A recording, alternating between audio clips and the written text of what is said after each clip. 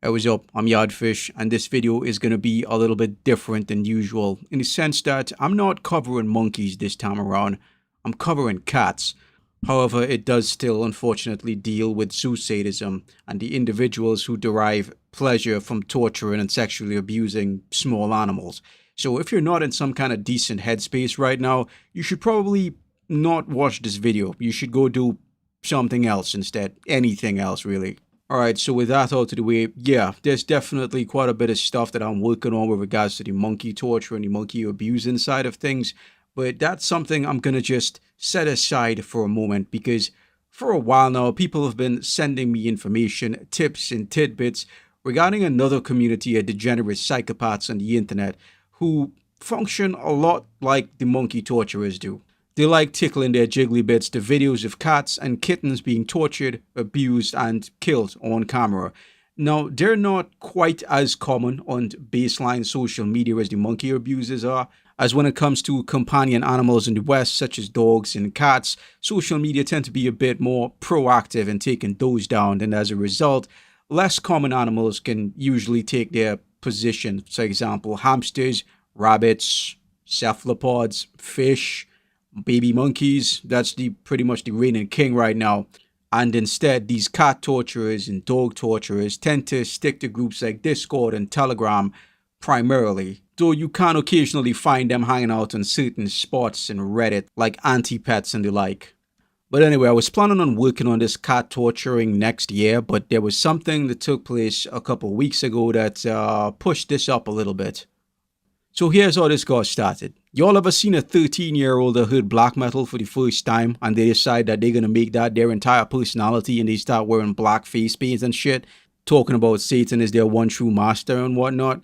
Now, stuff like that is funny when it's like a little dork doing it, right? But when it's a grown-ass adult, it becomes hilarious. It's the kind of thing that you stop, you point at, you laugh at, and then you leave. And then maybe you might come back a day or two later and laugh at it again. But some of these types of people, they take that shit a little bit too seriously. They are Satan's gigolo and they absolutely want you to know it. And that was absolutely the case with this individual that I'm going to be talking about right now. Their entire social media profile is all about that Ave Satani life. But you see here, they have this little meltdown about how America sucks because you can't say certain naughty words like F-bombs and whatnot on social media without people getting offended or whatever. And they were also very upset that YouTubers can't say words like pedophile in their videos or anything like that. I just want to point out that you absolutely can say that word. You're just not going to make money on that video. But anyway, in their outrage, they decided that the best way to stick it to the man and everyone else in general was to start uploading videos of cats getting tortured. Like you can see right there on their profile main page, there's a cat tied down to some kind of contraption and it's being tased repeatedly. But that's just the tip of that particular iceberg. They decided to start a group called Serve the Beast because originality is something very near and dear to their heart, clearly. Wherein they began uploading a number of videos of kittens and cats being tortured in some genuinely extreme ways. Cats and kittens were being chopped in half. One cat was liquefied by having acid poured over it. And this person seemed to have a specific fixation with the idea of disemboweling kittens and then replacing their internal organs with different things like nitrogen capsules and fireworks while they were still alive. It was some psychotic shit. I don't think I really need to clarify that. And they weren't doing this simply on Facebook. They decided to use a number of other public social media profiles to upload a lot of these same videos. And yeah, somebody sent that over to me and they were quite concerned. Wanted to know if I could do anything about this. So I figured, yeah, why not? I'll try looking into this individual. But honestly, I was not even close to being the only one. A lot of people saw what this person had been doing and they started looking for them at pretty much all around the exact same time. One individual went to the Nevada subreddit wherein they posted about this individual, and within a handful of hours, this person was then identified.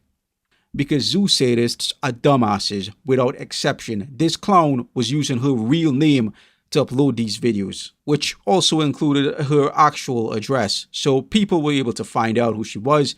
We contacted the police, and I'm sure a lot of people were also kicking down their doors to provide this information to them. The Henderson police released a statement, and according to the Twitter of a journalist who was staking out this person's apartment as it was unfolding, they did in fact show up. However, the person in question decided to barricade themselves into their apartment, and I guess they started begging their homeboy Satan for help. Long story short, however, Henderson Police Department eventually released a statement saying that they believe the videos that this individual had been uploading were re-uploads and they were not created by them, because everybody was kind of spooked, thinking that this was a new Luca Magnotta situation in their midst, and definitely wanted this person to be under police scrutiny in case they decided to act out against people. But because the posts were re-uploads, Henderson PD said that they were going to drop the case, which incidentally is not really how that's supposed to go. Usually it's supposed to be forwarded to federal authorities, because distribution of this stuff, as this individual had been doing, is absolutely a crime. The second person to ever be charged with the PACT law in the US was like some US Navy dude who had been sharing puppy stomp videos on YouTube, and he got like 57 months for that. Probably should have gotten longer, but it is what it is. However, Henderson PD were absolutely correct about one thing, however. The videos were in fact being re-uploaded from a Chinese Telegram group which specialized in the torture and abuse of cats. And that is what I want to talk about today. You may or may not be aware of a certain video that went viral a couple months ago, wherein a guy takes a cat and tosses it into a blender, which had predictable effects, and it went viral for pretty much all the wrong reasons. It created quite a bit of uproar, quite a bit of a stir, at least until people realized that it was a video from China, and a lot of the attention just kind of subsided and people moved on to whatever was the new thing that week. However, on Chinese social media, that was just one video amongst quite a few that had been circulating online for some time. And there was one more video that caused quite a bit of a stir over there. It featured a black and white cat, a cow cat as they call them, being subjected to some truly depraved tortures, and the individual who had posted that video claimed that this cat had been captured and tortured over a period of 3 days. That cat was beaten, it was stabbed, it had its claws pulled out with a pair of pliers, then had its paws chopped off with scissors. It was dragged around through water and through dirt before eventually being set on fire. All of this taking place over a period of 3 days. And the individual who posted this was pretty brazen regarding the pleasure he derived from that act.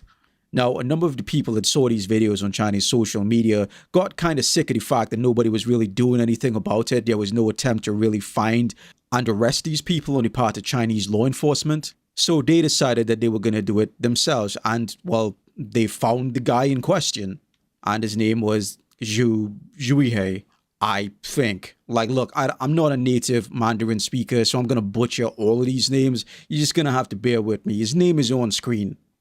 And, well, it turns out that this guy was like a social media influencer over in China. Like, he was a food vlogger with a pretty sizable following. On top of that, he also did have a YouTube channel, but it didn't really have quite the same traction as his account on Chinese social media, probably because it's entirely in Mandarin.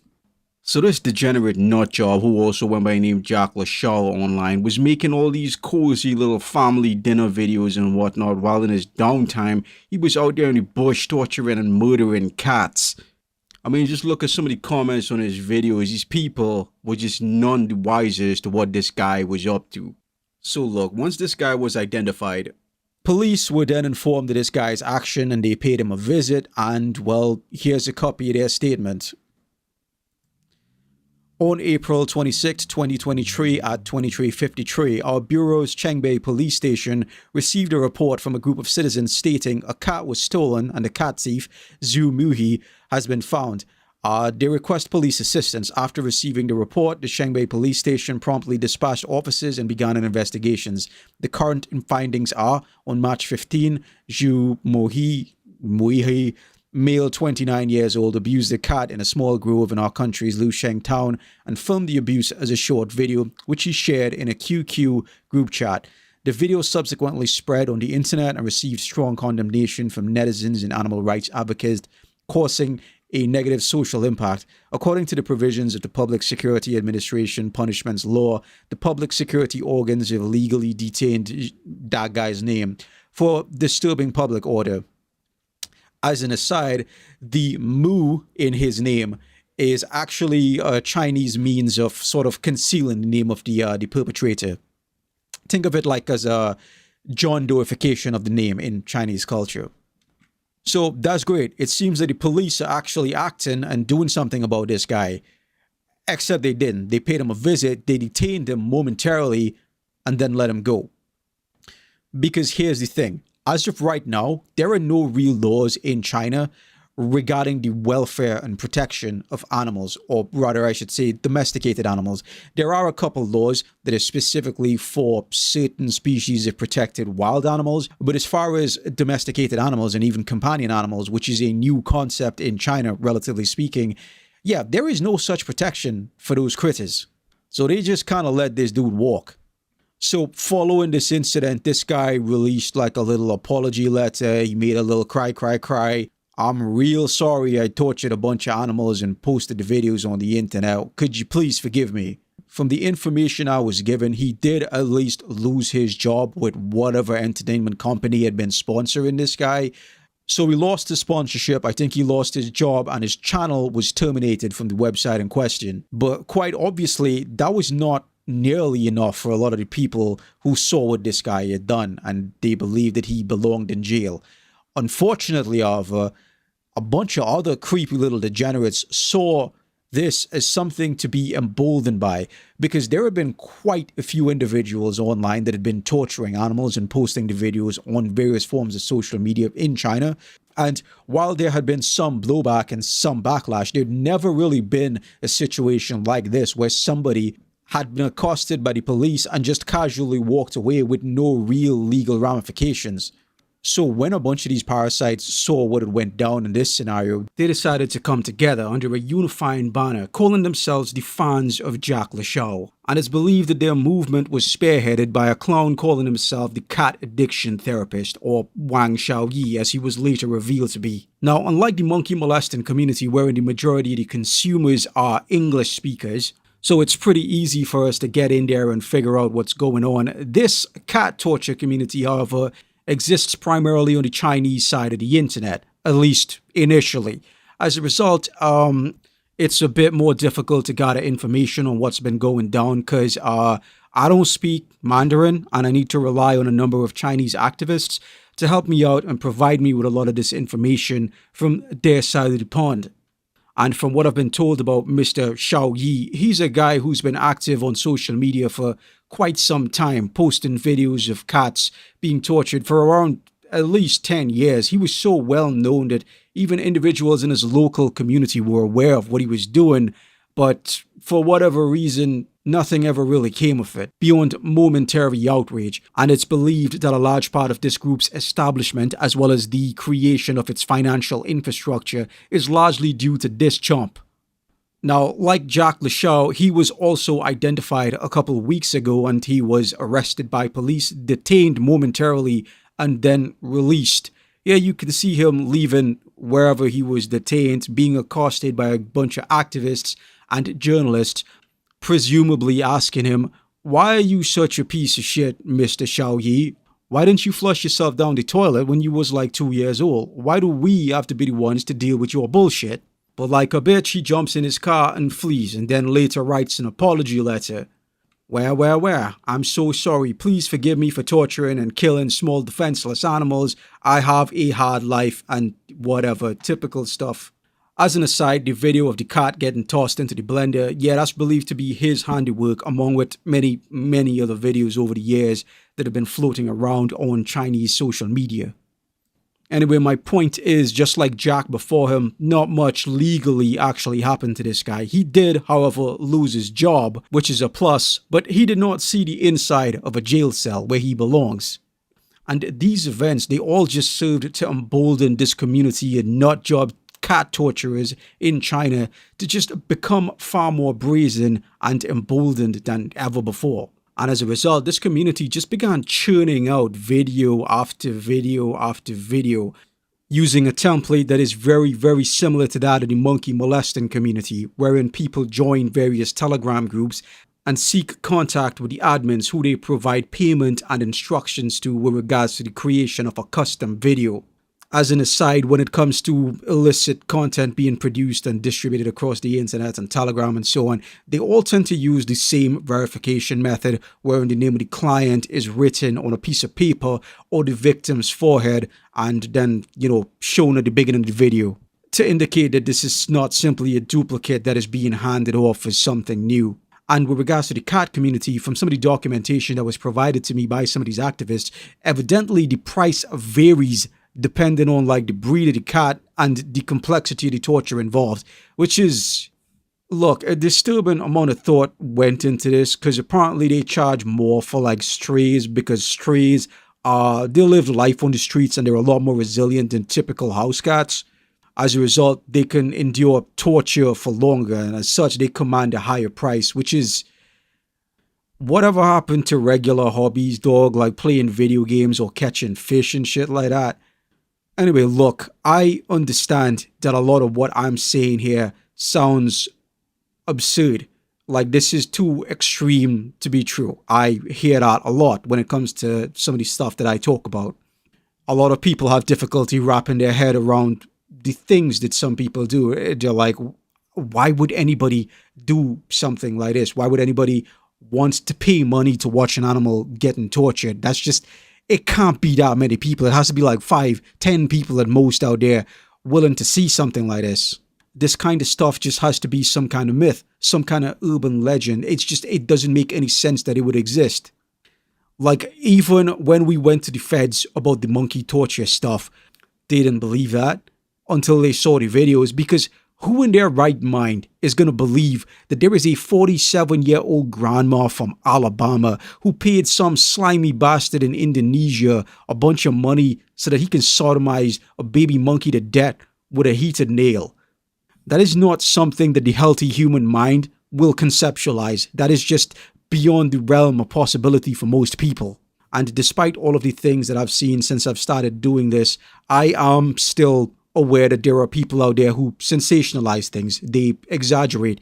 I've had people come to me with highly exaggerated claims of abuse that turned out to not be quite what they were describing. So I always try to take care to verify this stuff. And yeah, I didn't really need to do a whole lot of work as far as verification was concerned, because there is just so much of this particular type of content being distributed on Chinese social media and slowly bleeding into Western social media. And there is nothing out there that quite encapsulates the surreal, psychotic nature of this entire community, quite like the 100 Cat Kill Festival. An event hosted by these freaks that was modeled after a certain historical event that took place in their own country. During World War II, Japan invaded China, which I think most people are aware of, wherein the Japanese army perpetrated one of the most horrific war crimes the world has ever seen, often referred to as the Rape of Nanking. And you could probably figure out what that entails from the name of it. But allegedly, some Japanese officers decided to hold a little competition wherein they would try their best to be the first person to kill 100 civilians among the prisoners of war. So they basically decided to try and replicate that, but with cats. Which kind of sounds like an odd thing for an ostensibly Chinese person to do, considering the bad blood they generally tend to have with themselves and the Japanese. But I'll get to that a little bit later on. As of right now, I'm just going to provide a video of a scroll through of one of their Telegram groups during this 100 Cat Kill Festival. I'll obviously be blurring some of the more explicit stuff, but this should obviously get my point across as to what this was like.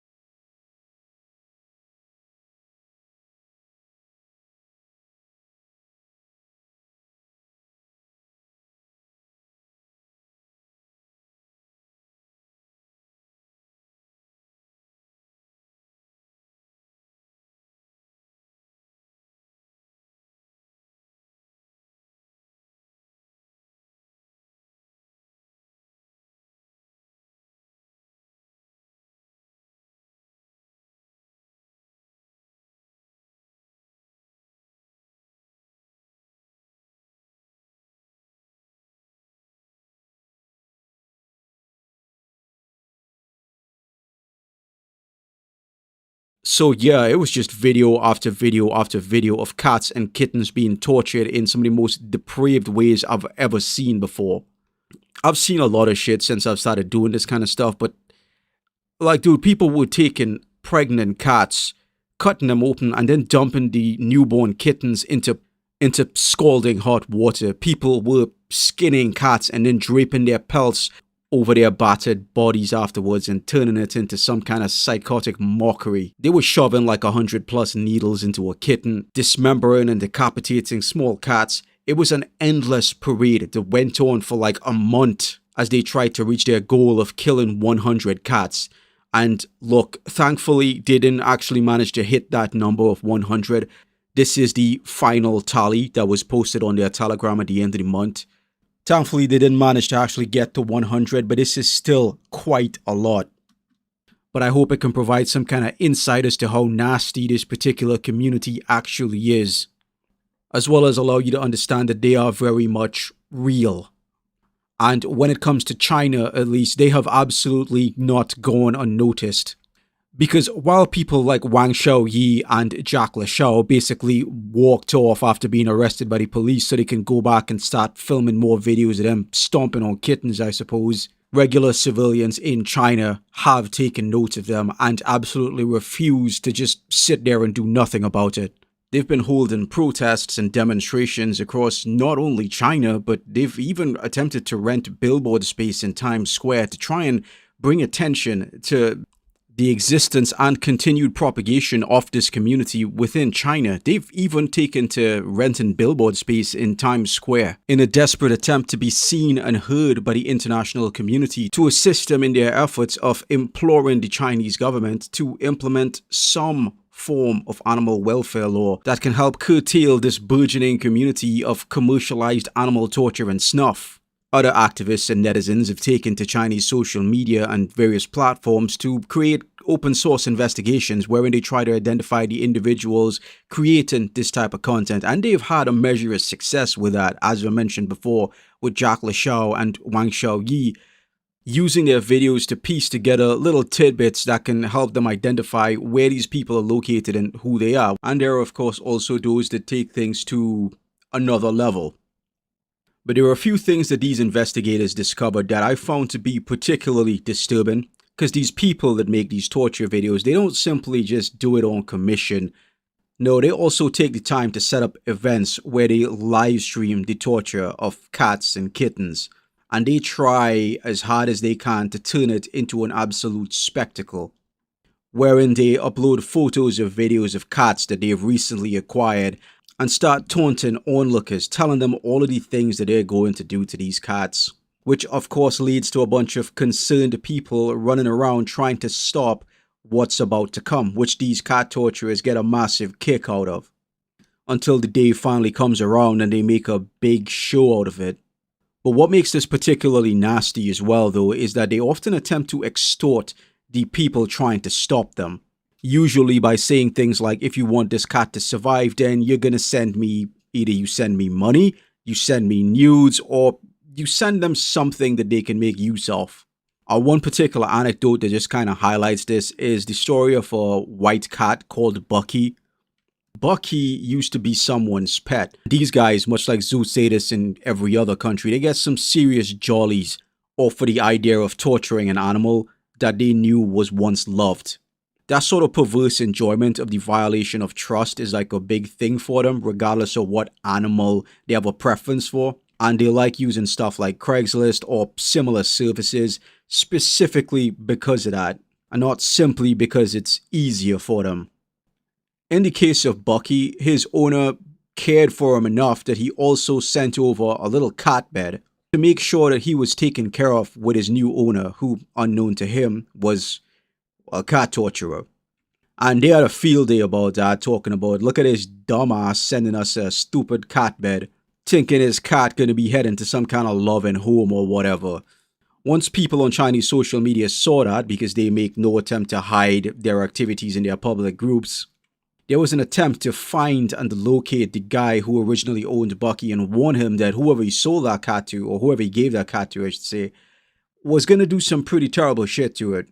And in retaliation, the cat torturers began requesting certain things be provided to them. Allegedly, that included nude photographs of minors and pregnant women, according to some of the activists that I spoke with, in exchange for them sparing Bucky's life. And if they did not receive these materials, they were gonna be more sadistic than usual. I have no way whatsoever of knowing if they actually managed to accomplish their goals, but they did not spare the cat in question. They filmed themselves dismembering him and then using his severed head as some sort of grotesque footnote on their Telegram channel. And that's just one story among many. This cycle of taunting and killing and extorting just kept going on and on, with these freaks putting on masks and whatnot to really try and sell that whole darknet vibe. However, some clever Chinese sleuths did actually manage to uncover the identities of some of the people that were involved in this live streaming torture extortion shit. One of the more prolific guys involved in this kind of stuff, who went by the name of Sonny, which you might recognize from the 100 cat kill Charlie list, was eventually identified as a 17-year-old called Li Ziyang.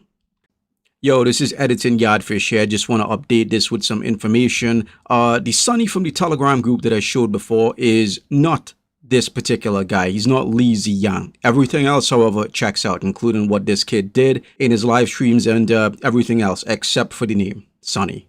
This guy was identified and his information was provided to police, who then proceeded to interrupt one of his live streaming sessions where he was about to torture and kill a small orange cat.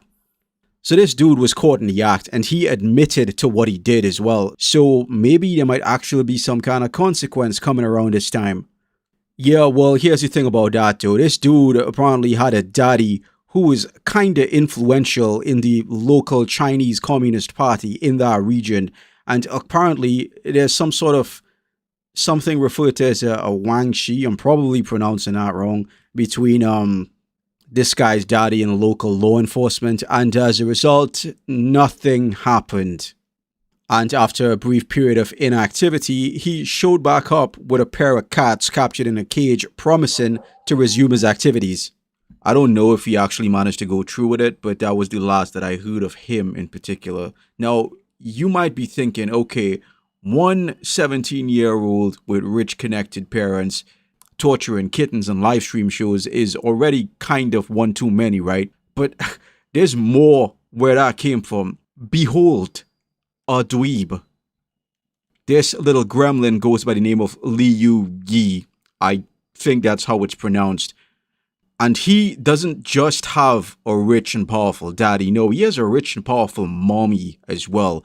Both of them occupying positions of influence and power within Chinese society. And after he was exposed for his live streaming activities and his face began getting plastered over Chinese social media, his parents apparently exerted their considerable influence and wealth to have pretty much any reference of him and his activities just scrubbed from Chinese social media. As a result, a number of the concerned netizens and activists had to take to Western social media to make their voices heard and provide information on this little goblin.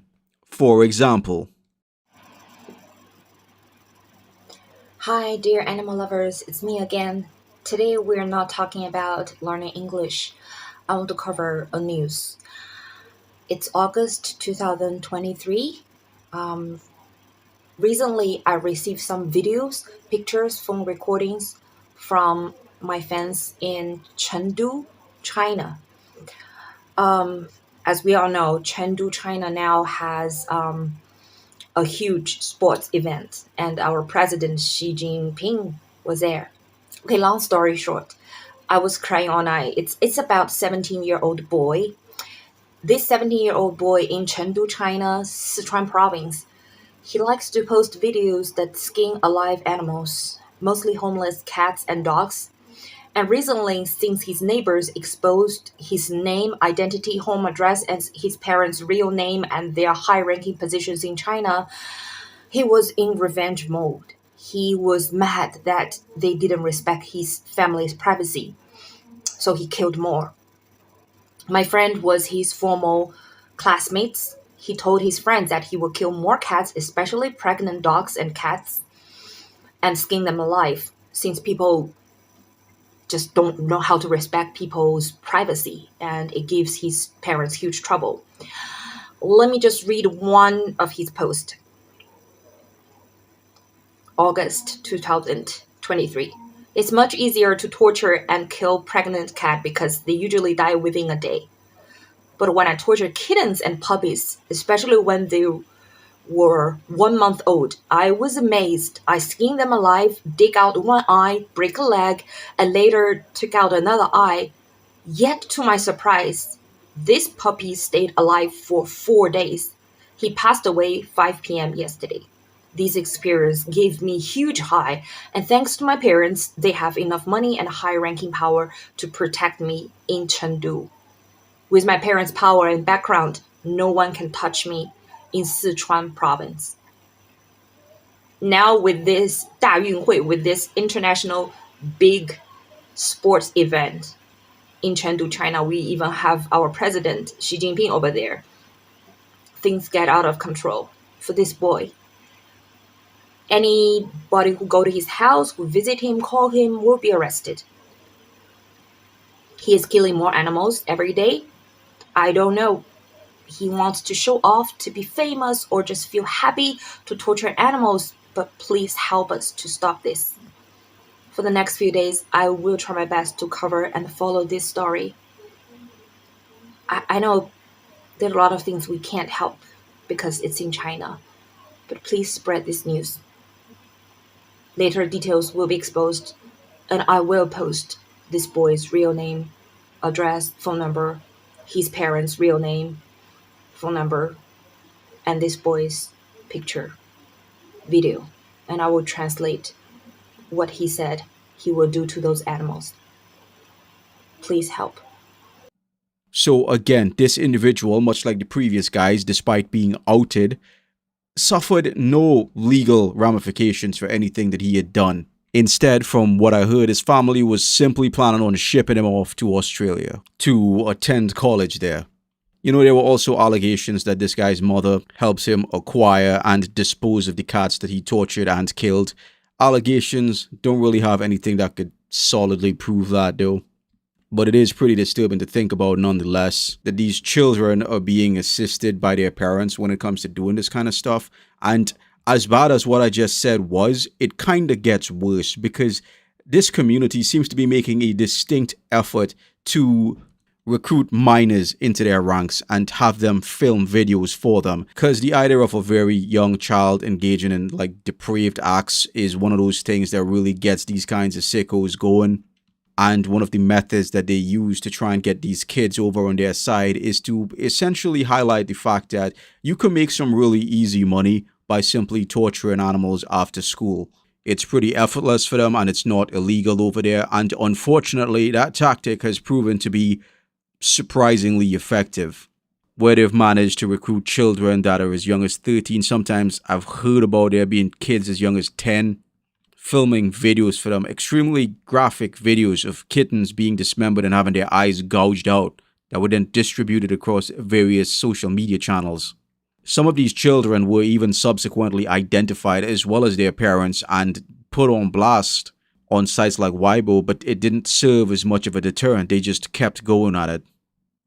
Now, there is an article from a Chinese media group called New Phoenix Media that did an investigation into the animal torture groups that were running rampant on social media, and I'll provide a link down in the description for anybody who would like to check that out. It has quite a bit of information, but it was a chunk of that article that focused on what I was talking about with regards to these minors being involved in this kind of stuff. Like, there was a Chinese researcher who conducted an investigation in 2021 where he looked at universities across China and incidents of animal torture and abuse, wherein he noted that between October and December of 2021, there were 12 incidents of animal torture and killing in just 1 month, and that included prestigious universities that you would think had a reputation to protect. But he also goes a little bit further and references instances of torture and murder among elementary school students. I'm talking like 6th graders here.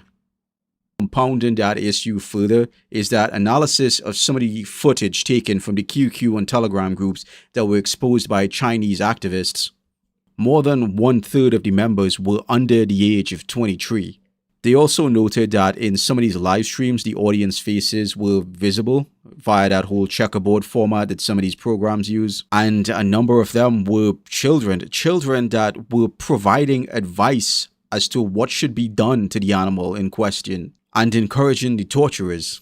And there is an active attempt by members of this cat torture community to groom any kid that managed to stumble into their corner of the internet, hatching little outreach programs to try and get their interest, like that 100 cat kill festival that I mentioned earlier. Yeah, that was something that was apparently initially slated for Chinese Children's Day and was also referred to internally as a Care for Young Children project. And like I mentioned before, that is a strategy that actually seems to be working as more minors continue to join their groups, emboldened by the idea that even if they do get caught, nothing is going to happen to them. And to really highlight to you how brazen these little shit stains are, how absolutely confident they are in the fact that they are untouchable, they spend a lot of their time shit-talking the Chinese Communist Party, shit-talking the Chinese government, shit-talking the president. Xi Jinping, I think is his name, and he's a person who has a very infamous reputation for cracking down on dissenters or anybody who says anything that could potentially make China look like not the best place in the world. Yeah, the people in these Telegram groups, they have no problem slapping a pig snout on them. It is genuinely kind of bizarre how much time these little parasites spend mocking their own country, mocking China, mocking Chinese people, mocking their culture, talking about the incompetence of the Chinese government and the Chinese leadership. That kind of blew my mind because here's the thing. A lot of the activists that I have worked with regards to this kind of stuff, who've helped me gather the information that I'm using in this video, yeah, they were the ones who actually received warnings from Chinese law enforcement who told them to knock it off and stop making so much noise on Chinese social media. Allegedly, some of them were even paid a visit and their activities online curtailed sharply with regards to them reporting on anything involved in the cat torture stuff, because that doesn't really make the country look good. Meanwhile, the people that are actively causing these problems, the ones that are actually torturing animals and selling the videos online, the ones that are taking a massive dump all over the Chinese government, all over the face of their leader, are left alone, despite the fact that many of them have since been identified. Like those kids that I mentioned earlier, one of the 17-year-old runs, dude had a habit of dressing up like a Japanese soldier and glorifying the rape of Nanking. That seems to be the sort of thing that would probably normally get you stuck in a hole in the ground. And yet, because this kid apparently has connected and wealthy parents, nothing happens. And of course, on top of that, they're also mocking and harassing the activists or pretty much anybody who really tries to stop them or do anything about them on social media. A number of them have reported that they were harassed, threatened, blackmailed, using the method that I spoke about earlier where they get a cat and they're like, back off or we'll kill the cat. And then they torture and kill the cat anyway. But you get my point. They're incredibly brazen and incredibly confident. And I genuinely don't understand the inactivity from Chinese law enforcement with regards to this aspect of their community. Because I'm not exaggerating when I say they spend a lot of time insulting their very hardline government. Like, this is going to be entirely conspiratorial on my part here, but it kind of makes me wonder how many people in positions of power could potentially be involved in this kind of stuff and how deep this particular rabbit hole can potentially go. Because here's the thing, right? 2 weeks before the BBC released their documentary on the baby monkey torture stuff, they also released another documentary. This was an investigation that took place in Japan. There were these guys who would grope schoolgirls on trains and jerk off on them and make videos of it. And then they would go to Twitter where they would sell those videos to men in China. And as a weird aside, one of the guys that was majorly involved in this particular group and video ring was a Final Fantasy 15 cosplayer who was also a member of a J-Rock band who dressed up like Noctis from Final Fantasy 15. That shit is really weird.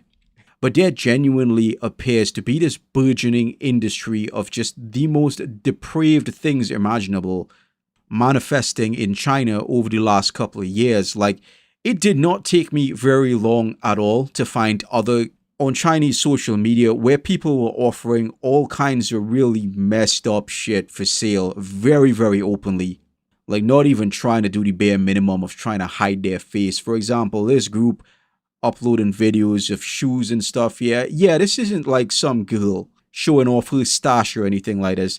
No, they're advertising torture implements here to be used in crush videos on a number of different defenseless animals. Like, this video over here looks like your typical fairy princess type girl just taking some ooh so cute selfie.